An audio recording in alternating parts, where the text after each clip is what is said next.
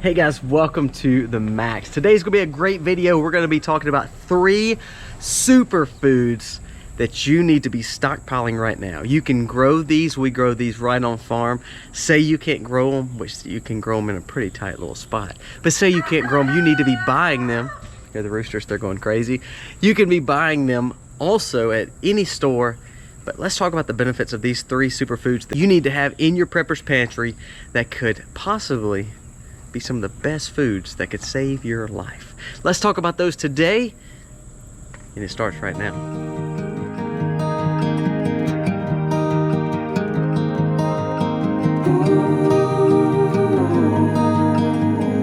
Hey guys, welcome to our channel. Again, as I said in the intro, it's gonna be a great video today. We do hope that you'll go down here, press subscribe, ring the bell, and leave us a comment. Tell us what you think about the video and what you wanna see next. Today's video though is going to be a great one. Let's jump right into it once we hear the rooster get done. So let's talk about the 3 superfoods in your pantry right now. All these things we grow on farm. However, all these things can be purchased if you are not growing them. Some of these can be foraged very, very easy. Before we get started though, we are going to talk about the fact of how important superfoods are.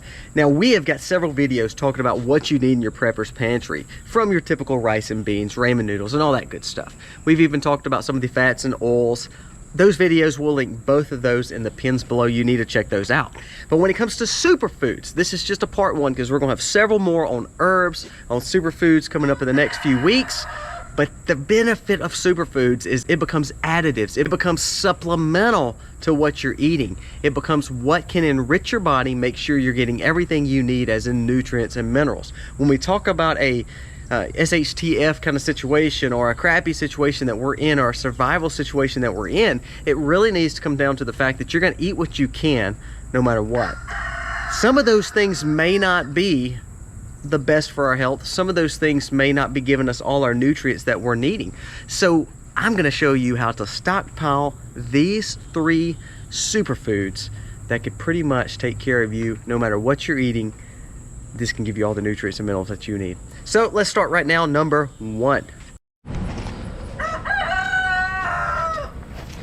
We just had a great rain. We have been blessed with rains this year, so I cannot complain for sure. But as we walk past the chickens, past the strawberries, we're gonna go to the greenhouse and we're gonna start right there.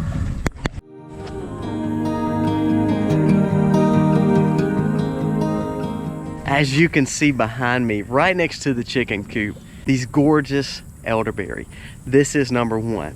Although it needs to be respected, one of the best immune boosting, vitamin rich nutrients and superfoods that you can have on your farm, in your home, no matter where you are going. This is one of those things you need to have stockpiled. Now the benefits to the elderberry, they grow so good. This is one of those things we used to forage.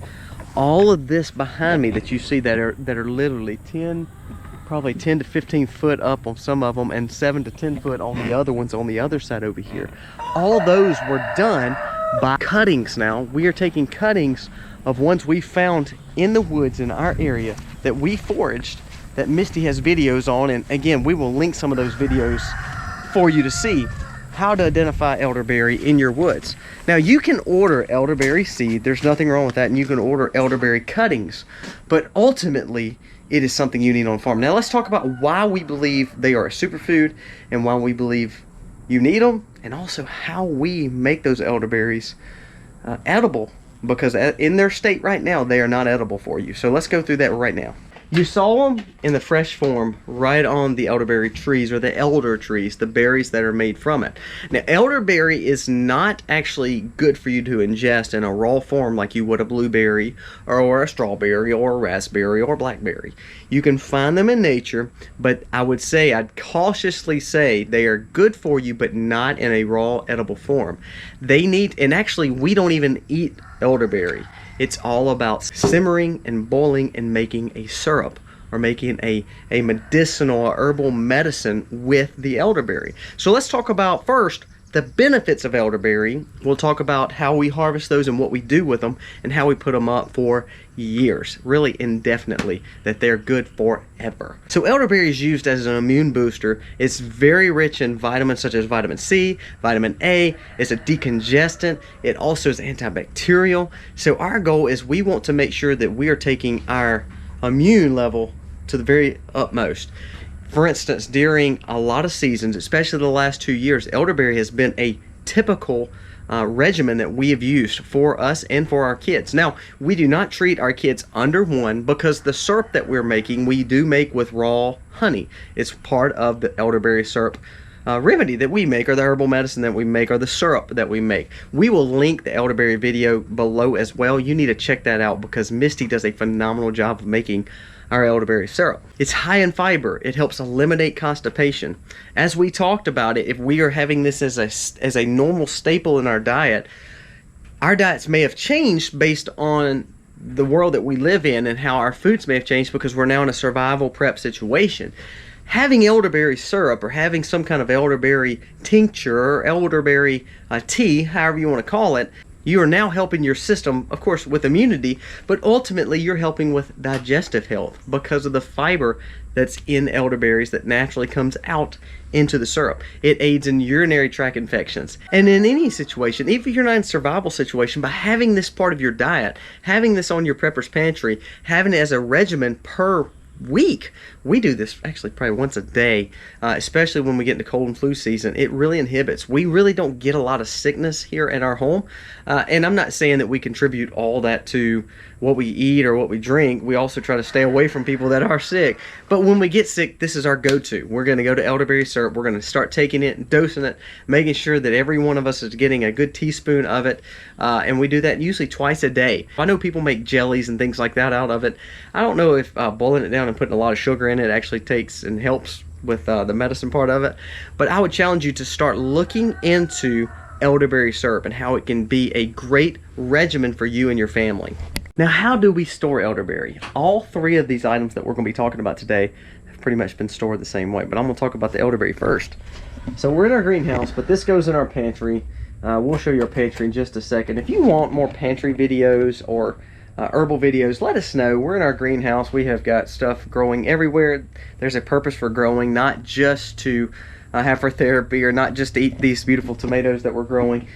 We really look for medicine options when it comes to our greenhouse, and Misty does a phenomenal job at that. We have turmeric and ginger growing over here. We have some limes growing, tons of other fruits, some more medicinal herbs over here, over on the ground. So I'm growing right here some yarrow. So our goal is to always grow things that are going to benefit us, not only just for food, but for health and being superfoods and how we can utilize them.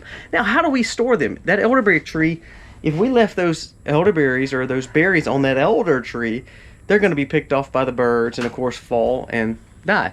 Now, you don't want to harvest green berries. You want to harvest just purple berries at all costs. If you can get the green ones out, pick them out. They do tend to be poisonous still. The purple berries are not good to eat because they can be poisoned too until you cook them down and render them down and simmer them. So this is how we store them, though. Once we harvest them off the tree, we break them down, we take them off the branches, and pretty much when we do that, we put them in our dehydrator. We use an Excalibur dehydrator. You can use anything, any kind of dehydrator that you're wanting to use, but they become just this little wonderful little goodness of dried berries. Now, these dried berries are good for a lifetime. If you dry your food right in a dehydrator or a freeze dryer, or you just simply dry it naturally, sun drying it, long as the moisture is out of there, these things will last a long time. We keep some of these in a little foraging pack in our bug out bag. We also keep this in our medicine supply, and then we also keep it in our pantry. We have got gallons of elderberry syrup that we keep and we make, and we just put in the refrigerator because we're always utilizing those. But if we're wanting to store elderberries for a long time, this is the way to do it. You dehydrate it. You've got piles of them. We've got quarts and quarts and quarts of these things. Now, elderberry can be foraged literally on the side of the road. They thrive in wet areas, humid areas, and places, to be honest with you, where it looks like a hedge. In our area, they spray elderberry and get rid of them, which I cannot believe, because guess what? If you're buying elderberry online, just like this dried, organic dried elderberry can cost anywhere from $25 to $55 a pound. That's a lot of money. So you can turn around and harvest your own elderberry. You can make cuttings, and it could be a money-making operation for you to grow your own elderberry trees. They grow huge just in a year. Or you can dry them yourself, use them for your family, use them for your neighbors, and have a superfood and a medicine right at your disposal. It's a start, but it's a mighty puzzle to lay. No need to say, how will I cope?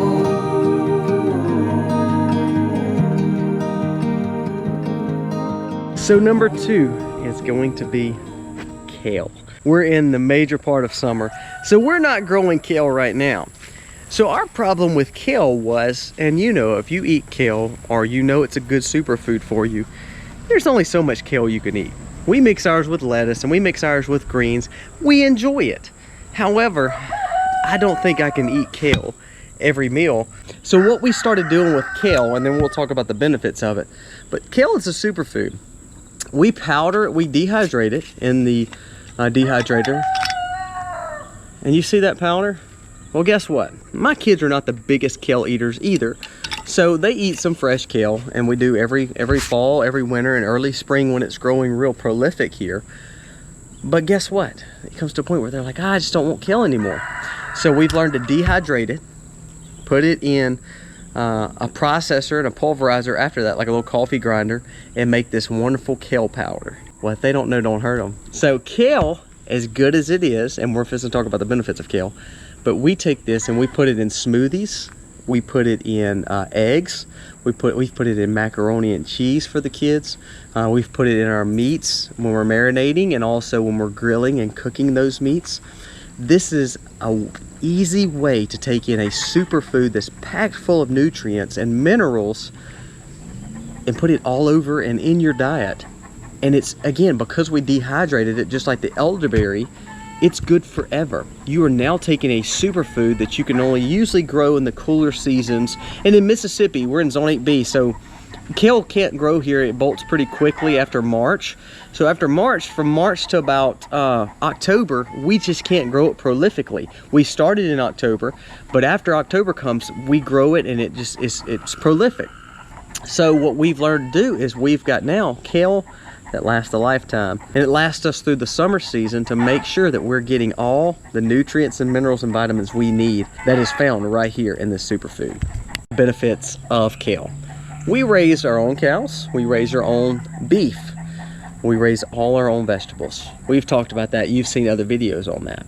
Kale has more calcium than any milk that you would drink, has more iron than any beef that you would take in, any red meat, has 10 times the vitamins that spinach has, and spinach is considered a superfood as well.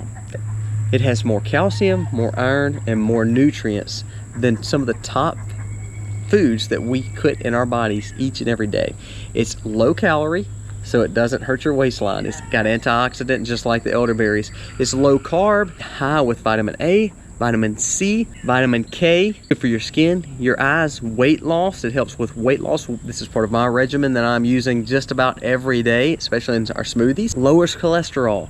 It also is really good for our bones. So now we have went over kale and all the benefits that it can give us. We can put it in a dry, dehydrated form that makes it shelf stable forever and for years. Now, I'm not saying you don't need to grow it. I'm not saying you don't need to put it in a mylar bag. I'm not saying you don't need to put an oxygen absorber. The reason we keep it in this glass is because ultimately we've used these from canning, and then we'll turn around and use them for our herbs that we're turning around and using pretty much every week. But if you're looking for long-term storage, I would challenge you to put this in a mylar bag, seal it up, even put an oxygen absorber in it. It's not going to hurt. But this can be put on any food, and because it's so ground up and because it's dehydrated, you have not lost the benefits. You have not lost all the vitamins because it's dehydrated. You may have lost the density, but ultimately it can be placed on any food and not change a lot of the flavor, but can pack a punch and make anything nutrient rich or nutrient dense. I think of noodles, I think of rice, things that we would typically have in a survival situation. Both of those things are fillers, but they're not really full of good vitamins and nutrients and minerals. Bang, kale adds all that, guys. So now we've got this beautiful syrup that we're growing and we're having with the elderberries. You're building a medicine tincture. We've got this kale that becomes a super supplement food that goes on top of everything that you're eating. Now, let's talk about one thing that's better than both of these things and puts these to the curve, and that's number 3.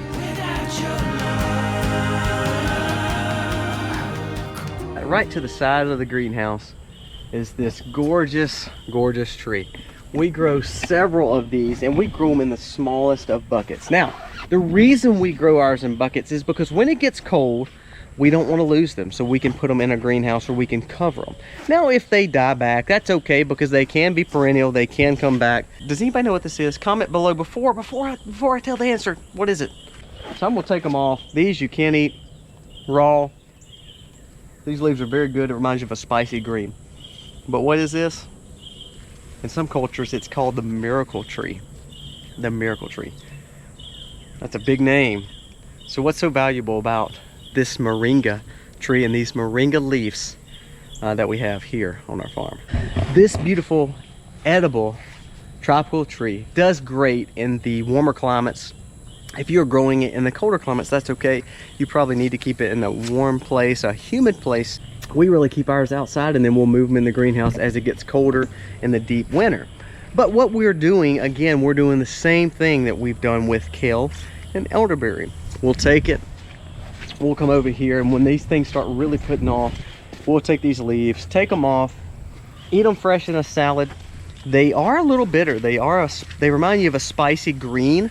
If you're eating a lettuce salad, if you're eating a salad of some sort and you have a little spicy green in there, that reminds you of those, almost like a microgreen or a spicy radish mix, something like that. But for the majority, what we do is we do the same thing. We dehydrate them and then turn around and put those in additives all across the meals that we're using. Again, making the dishes that we're eating nutrient and mineral rich. You are now adding so much value to your food by adding this superfood. Not only can you eat it just right off the tree like we do, I eat it all the time when I go buy it because I know it's good for me. But sometimes the kids don't know it's good for them. So ultimately, we turn around and we mix it in all the foods and powder it. It is phenomenal for your health. So let's go through the benefits of the moringa tree, the miracle tree. So moringa is an energy booster, stimulant booster. So it's good for males, it's good for females. If you get what I'm saying, it's really good for your health. Immune boosting and antioxidants. Moringa is more nutrient rich and dense than kale, packing 2 times the amount of protein that kale does, 4 times the amount of calcium that kale does, and 6 times the amount of iron that beef and kale have. Improves your digestion. Studies show that it absolutely helps prevent and helps control diabetes. Now, the important part of that is, and we've had this discussion many times, what are we to do if we get to the point where we're not able to get insulin or things to treat our diabetes? What's the next best thing? Now, I'm not saying moringa is the answer for that. I'm just saying do your own research. But we're seeing, and studies show, that moringa is a natural preventative for diabetes, and it also helps control diabetes. So especially if you're a diabetic, this may be one of the things you need to make sure you have. As we talked about for circulation, as we talked about for stabilizing sugars, it also is good for our bones. It's very good for arthritic joints. Say you're worried about your brain health, your heart health, your motion. It's so beneficial to your health, from your motor skills to the joints that carry you where you're going. It builds our mood up. Maybe you're used to caffeine and you don't have the caffeine, or maybe you're trying to get off caffeine. Let moringa be part of your smoothies, or let moringa be part of your diet to then give you better energy. It also can be used as a natural wound healer, making a paste out of it. As we come to end this video, these 3 superfoods are a game changer in your health. And none of these go bad. All of these can be placed in a dehydrator, sun drying, in a freeze dryer, making powder. You're not losing the benefits. You're keeping all the nutrients in them. You've now built a medicine, 2 major greens that you need to add in your life that pretty much can be added to any meal that can make anything nutrient rich.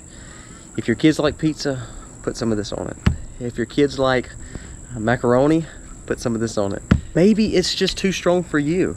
Here's another idea. My wife did this with garlic and with kumquats.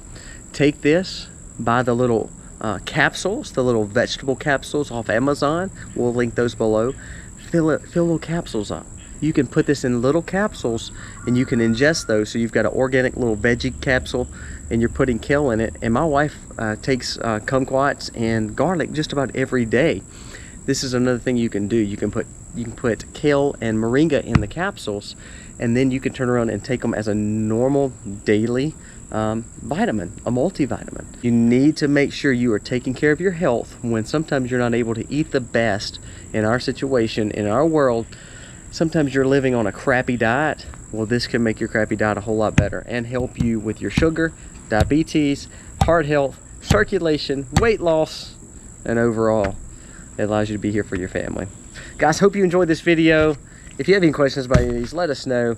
The moringa we're fixing to harvest, put some more up and powder it. The kale is pretty much powdered for the whole season until we get to fall. Elderberries are in season right now. They are blooming like crazy, so we're harvesting just about every week, and we are providing tons and tons and tons, of course, of this stuff.